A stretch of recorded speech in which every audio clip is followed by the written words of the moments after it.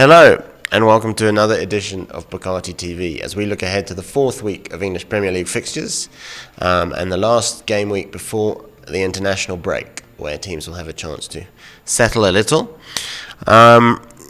This weekend sees the big game of the weekend coming on Sunday with the North London derby between Arsenal and Tottenham.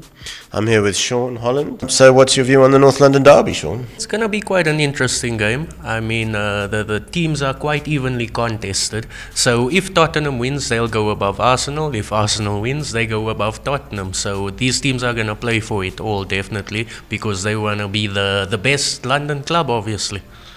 Which one do you think will score on Sunday? Well, based on what I've seen this season, I think Arsenal's attack could possibly just trump out Tottenham. So we'll have to see. My prediction for that one, I'd have to say 2-1 to Arsenal. Okay, moving on. The early game on Saturday sees Manchester United travel to Southampton on the back of a bad result for them, a loss at home to Palace. I've just seen breaking news on my phone here that Chris Smalling has joined Roma. Would you believe, in Italy?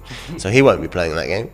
But Southampton, I think they got a win in their last game at Brighton, which was perhaps a bit surprising because Brighton had a good start. What do you think will happen with Southampton and Man U?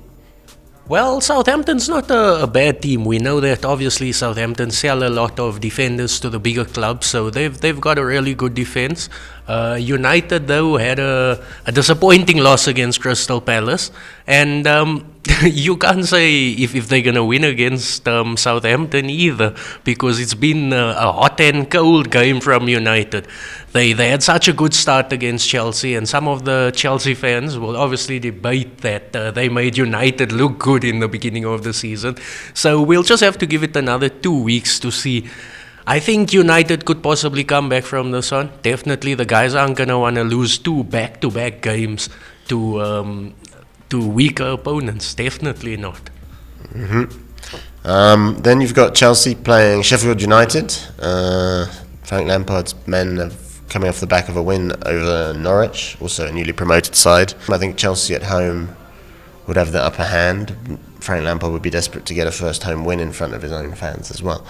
A lot depends on Chelsea perhaps defending a bit better than they have this season so far. What do you think? Do you think Chelsea will beat Sheffield United at home? I mean, on any ordinary day they would. Look, the attack has been looking good. Mason Mount's obviously been performing. Abraham's also come to the forefront. So I definitely expect Chelsea to win.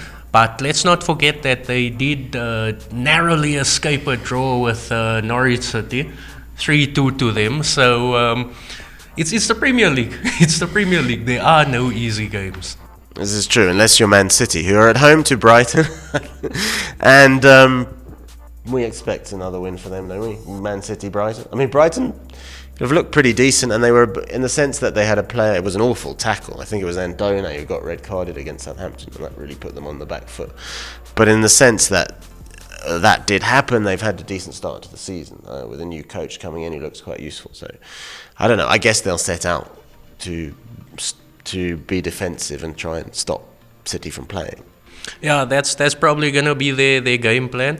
I definitely expect City to win this one, and you know City loves their big scoring margins, so this could definitely be like a 4-0, 5-0. That's what City's been aiming to get this season.